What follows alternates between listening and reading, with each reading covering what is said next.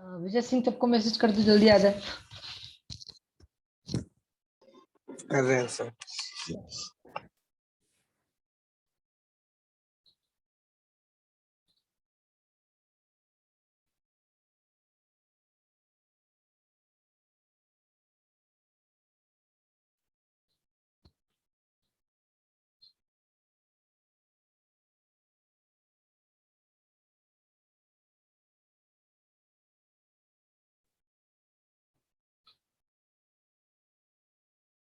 Message तो कर दिया है सर।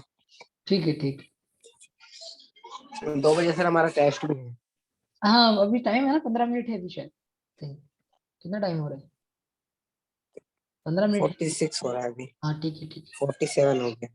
ओके ओके, ये अपने पास टाइम 15 मिनट में तो एक टॉपिक कंप्लीट हो जाएगा यार। चलो अपन स्टार्ट करते हैं ना। तो जैसे यहाँ पे ये वेव जो शो की हुई है ना, दिख रहा है ना आपको? Yes sir. सिमिलरली यहाँ पे एच फील्ड भी है, इस प्रकार से एच फील्ड जा रही है जो मैंने यहाँ पे बता दिया। और को ये टेढ़ी मेढ़ी है लेकिन हाँ समझ लेना कि ये ई फील्ड है, ये ई फील्ड है आपकी, और this is your H field. और यहाँ पे जो दिख रहा है ना ये इंस्टेंट, ये जो एरर दिख रहा है ना एरर, ये एरो बताता है कि कितने इंस्टेंट पे लिया है। ये टी बराबर 1 पे लिया है, 1 सेकंड पे लिया है, फिर टी बराबर 2 सेकंड पे लिया है। ठीक है, तो इस प्रकार से ये चलता जाता है। सिमिलरली एच फील्ड भी है, तो एच फील्ड को भी अपन ऐसे डिनोट करते हैं। ओके, तो ये भी सेम एरर चलती है एज वेल एज इस प्रकार से इलेक्ट्रोमैग्नेटिक वेव प्रोपोगेट करती है। आप गया आपको समझ में प्रोपोगेशन का मतलब क्या होता है? तो धीरे धीरे यस वेव सर। इस प्रकार से चलती जाती है ना। तो ये इस प्रकार का एरो इन्होंने इंडिकेशन दिया है, ये आप समझ लेना। और ये जो अभी अटेन्यूएटेड वेव है, इसका मतलब कोई लॉसी मीडियम में चल रही है, लॉसी मीडियम में चल रही है।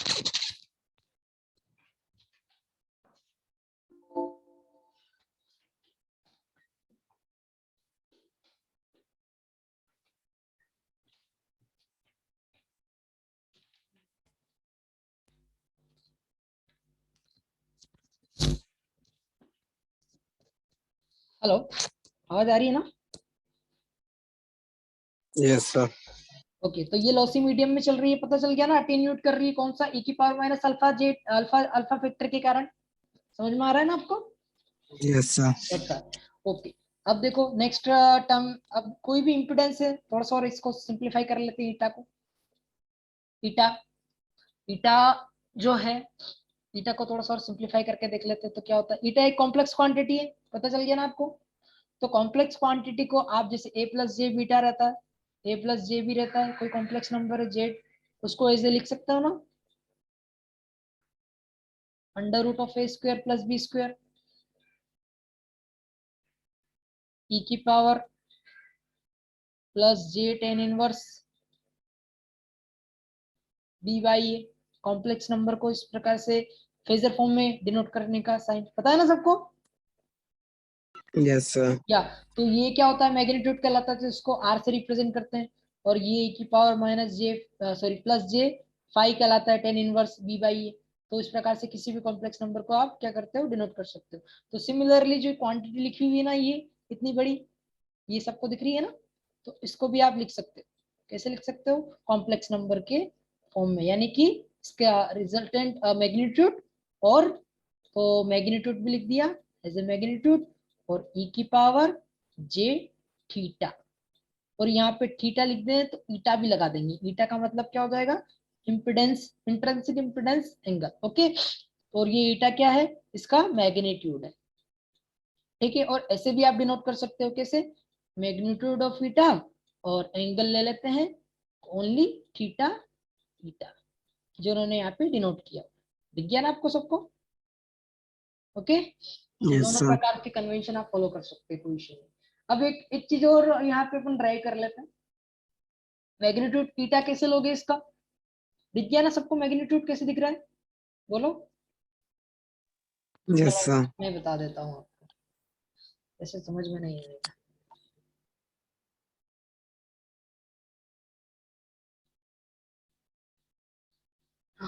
या नो, योर ईटा को स्क्वायर कर सकता हूँ मैं अंडर रूट हटा के, यहाँ पे क्या रह जाएगा? J omega mu upon sigma plus J omega epsilon.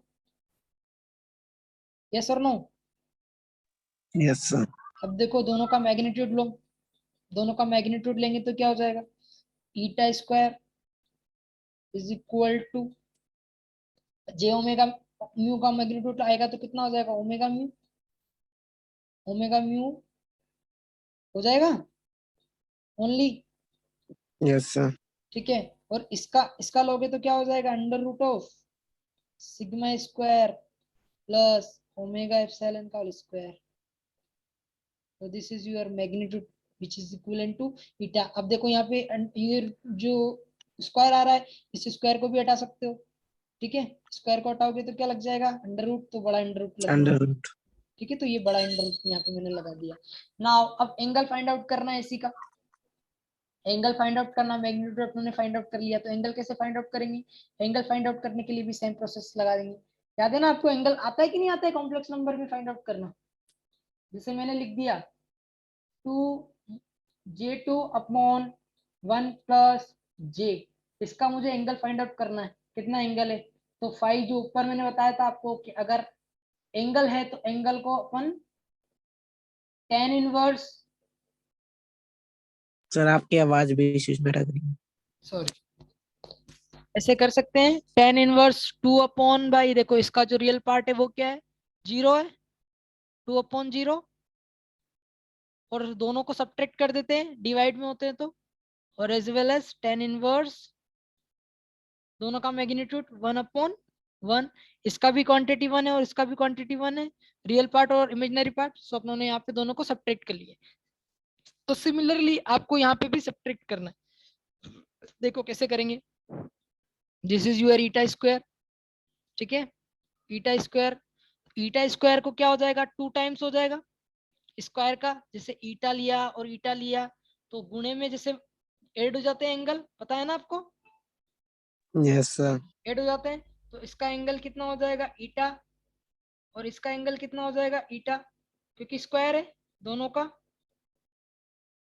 तो इसका एंगल लेंगे तो दोनों को पहले डॉट डॉट में लिख दिया, अब इसका एंगल दोनों का ऐड हो जाता है इसलिए 8 लिख लिया, तो कितना हो जाएगा टोटल एंगल 2 ईटा, बोलो होगा, Yes, sir. यस, तो मैं डायरेक्टली लिख रहा हूँ 2 थीटा ईटा, ठीक है, और इसको आप थीटा की थीटा से भी रिप्रेजेंट कर सकते हो, कोई इश्यू नहीं है ना। अब यहाँ पे जे ओमेगा म्यू है तो जे ओमेगा म्यू को भी करो, tan inverse of omega mu upon real part कितना है इसका, ऊपर वाली टर्म का, बोलो, 0. दैट्स व्हाई tan इनवर्स के बटे में 0 पुट कर देंगे, फिर नीचे वाली टर्म को अपन क्या कर लेते हैं, ऊपर लेकर आके माइनस कर देते हैं, ठीक है, तो माइनस एंगल सब्ट्रैक्ट हो जाते हैं, फिर again tan inverse imaginary part कौन सा है, ओमेगा एप्सिलॉन, तो ऊपर लिखते हैं ओमेगा एप्सिलॉन और सिग्मा नीचे लिखते हैं, ठीक है। अब देखो ये वाला एंगल कितना हो गया, ये तो इन्फिनिटी बनता है, tan इनवर्स इन्फिनिटी कितना होता है, 1. पाई बाई 2, कितना होता है, पाई बाई 2, ठीक है, याद है ना tan 90 डिग्री कितना होता है, इंफिनिटी होता है सर दैट्स वो। व्हाई पाई बाई 2 पे ये इन्फिनिटी, tan इनवर्स इन्फिनिटी पे कितना हो जाएगा, अच्छा, ये यस सर। समझ में आ गया ना, इसलिए इन्फिनिटी, तो यस। इन्फिनिटी बराबर पाई बाई 2, ठीक है, और ये कितना हो जाएगा tan इनवर्स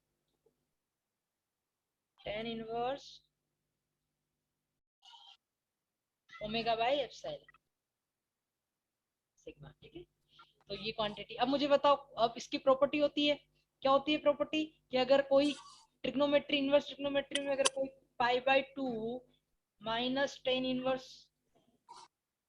थीटा रहता हो तो आप उसको कोट इनवर्स थीटा में चेंज कर सकते हैं, बराबर हो जाता है ये कोट इनवर्स थीटा, समझ में आ गया, तो वही चीज मैं यहाँ पे लिख रहा हूँ, इसको पूरे क्वांटिटी को मैं कन्वर्ट कर दूंगा किसमें, cot inverse omega epsilon upon sigma is equal to T two theta, समझ में आ रहा है। अब देखो कोट इनवर्स को अपन एक और प्रॉपर्टी लगा सकते हैं, कि जो कोट इनवर्स जो रहता है, कोट इनवर्स थीटा है, उसको अपन ऐसे लिख सकते हैं tan inverse 1 by theta, tan inverse 1 upon theta, ये सारी ट्रिग्नोमेट्री रिलेशनशिप आपको ये आनी चाहिए, समझ में आ रहा है, मैं फॉर्मूला इसीलिए साथ में लिख रहा हूँ, समझ में आ रहा है, यस सर। यस, तो उसी का अप्लाई करेंगे, यहाँ पे लिख देंगे तो कितना हो जाएगा 2 theta eta is equal to tan inverse, उल्टा कर दूं इसको मैं अब reciprocal, tan inverse Yes, sir. Sigma upon omega epsilon. Omega epsilon. ठीक है, तो दिस इज थीटा। अब मुझे बताओ tan इनवर्स को मैं इधर ले जा सकता हूँ तो tan टू थीटा हो जाएगा, Yes, sir. tan two theta eta is equal to sigma upon omega epsilon. आपको पता चल गया अब, this is the relation between theta eta and sigma upon omega epsilon. तो इन दोनों में रिलेशन आ गया, ये बहुत इंपॉर्टेंट रिलेशन है, तो ये आपको याद रखना है, बहुत काम आएगा आपके। ठीक है, तो यहाँ पे इंट्रिंसिक इंपीडेंस अगर दिया हो तो अपनों को ये रिलेशन यूज करना है। कौन सा इंट्रिंसिक इंपीडेंस एंगल अगर दिया हो तो ये रिलेशन आपको यूज करना है to find out sigma upon omega epsilon ratio. ये रेशियो बहुत इंपॉर्टेंट है, इससे अपन मीडियम को डिफाइन कर देंगे कि वो परफेक्ट कंडक्टर है कि लॉसी कंडक्टर है। ठीक है, तो sigma upon omega epsilon is very important quantity. Now अब एक चीज यहाँ तक उन्होंने क्लियर कर ली, दो मैग्नीट्यूड तो ये आ गया अंडर रूट। अब हाँ, इसको भी अपन ड्राइव कर सकते, कोई इशू नहीं, आप इसी को ही थोड़ा सोल्व कर लेना तो यही क्वांटिटी आ जाएगी। कहाँ गया वो, एक मिनट, जो अपनों ने लास्ट टाइम जो मैग्नीट्यूड ड्राइव किया था ना, उस मैग्नीट्यूड का इस टर्म में भी लिख सकते, कोई इशू नहीं। यहाँ पे कुछ नहीं हो जाएगा, जे ओमेगा टर्म कॉमन निकाल के फिर इसको सोल्व कर लेना, अपन करेंगे आगे, टेंशन मत लेना इसको। और ये एंगल तो अपनों ने अभी कैलकुलेट कर ही लिया कैसे आता है। ठीक है, ओके, Yes, तो sir. थीटा ईटा की वैल्यू कहां से कहां तक एग्जिस्ट करती है, 0 टू 45 डिग्री। ठीक है, ये आपको एज्यूम करके चलना है। और बाकी आप जो अपनों ने जो इक्वेशन ड्राइव की है ना, ई फील्ड और H field, this is your E field और this is your H field. तो ई फील्ड और एच फील्ड को भी आप वहां पे ईटा की वैल्यू रख के सोल्व कर सकते हो। तो अगेन यहाँ पे magnitude, in terms of magnitude रखोगे तो यहाँ पे थीटा ईटा आ जाएगा। तो जो फेस रहता है, कितना आउट ऑफ फेज रहता है ईटा, जो ई फील्ड रहती है और एच फील्ड, तो एच फील्ड और ई फील्ड के बीच में जो एंगल रहता है वो कितना रहता है, थीटा ईटा रहता है। कितना रहता है बताओ, हाँ सर, थीटा ईटा। थीटा ईटा कैसे, जिससे और कोई, ये सर 0 से 45 के बीच में। Yes yes yes, okay. तो यहाँ पे थीटा ईटा कैसे आया, ये जो एंगल अपने ने कुछ नहीं किया, e की पावर जे थीटा को डायरेक्टली यहाँ पे पुट कर दिया। अब ये आपको सोल्व करना आता है कि नहीं आता है, मुझे बता दो, नहीं तो ये भी बता देता हूँ।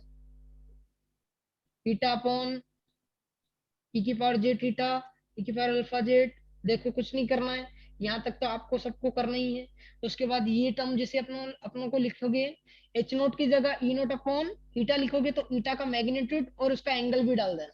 ठीक है, तो जैसे ही आप डालोगे तो ई की पावर जे थीटा को यहाँ पे ऊपर मल्टीप्लाई करोगे तो माइनस जे थीटा हो जाएगा, और जैसे माइनस जे थीटा हो जाएगा तो यहाँ सारे एंगल्स ऐड हो जाएंगे, तो minus beta Z is well as minus theta eta भी आ जाएगा। तो कोस, अब इसका रियल पार्ट लोगे तो रियल पार्ट लोगे तो omega T beta Z minus theta eta भी आ जाएगा। तो दिस इज, ऐसे जनरेट होगा। ठीक है, अब अटेन्यूएशन कांस्टेंट के लिए मैं एक चीज बता देता हूँ आपको कि नेपियर कैसे डिफाइन करते हैं। नेपियर और डेसिबल में क्या रिलेशन, तो ये रिलेशन आपको याद रखना है, नेपियर, क्योंकि कभी आपको अटेन्यूएशन कांस्टेंट नेपियर में देगा तो कभी आपको डेसिबल में देगा। तो डेसिबल और नेपियर में आपको रिलेशन पता होना चाहिए। तो 1 नेपियर इज इक्वल टू होता है 20 log 10, और नेपियर, इसको नेपियर कांस्टेंट बोलते हैं ई, जिसकी वैल्यू होती है 2.71। ओके, तो ये कांस्टेंट आपको याद रखना है। अब देखो 1 नेपियर इज इक्वल टू कितना हो गया, इसको सोल्व करने पे 8.686 डेसिबल। डेसिबल क्यों बोलते हैं पता है ना, डेसिबल इस 10 के कारण बोलते हैं, यहाँ पे जो बेस लेते हैं वो 10 लेते हैं। और सिमिलरली आपने इसमें भी पढ़ा होगा डिजिटल सिस्टम में, जो डेसिमल की जगह वहां पे बाइनरी यूज करते हैं, तो बाइनरी में बेस कितना लेते हैं, 2 लेते हैं। ठीक है, इसलिए वो बाइनरी Yes, sir. रहता है। तो यहाँ पे डेसिमल है तो डेसिमल में अपन 10 बेस लेते हैं, that's why we are saying decimal. तो आपको पता चल गया वेन नेपियर और डेसिमल के बीच में क्या रिलेशन होता है, 8.686 का। तो अब अगर मुझे 1 dB में कन्वर्ट करना है तो कैसे करूंगा, 8.686 को मैं डिवाइड में डाल दूंगा तो आपका 1 dB नेपियर में आ जाएगा। ठीक है, फर्दर फर्दर क्या बचा रह गया, सर क्लास क्लास टेस्ट है सर हमारा आज। ओके ओके ओके, तो आप ऐसा करो, लीव कर लो, चलो ठीक है, आपका टेस्ट दे लो। ओके, नेक्स्ट लेक्चर ओके में सर। अपन कर लेते हैं।